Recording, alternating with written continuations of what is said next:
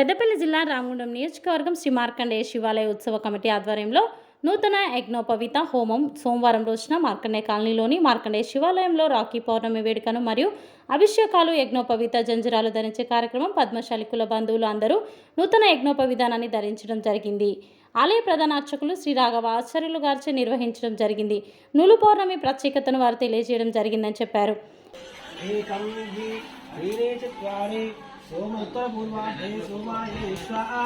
सोमाय नमः एकं द्वि पुष्पे स्वाहा नमः स्वाहा ओम नमः स्वाहा ओम नमः स्वाहा ओम नमः स्वाहा ओम नमः स्वाहा ओम नमः स्वाहा चलो संस्कार कुर्या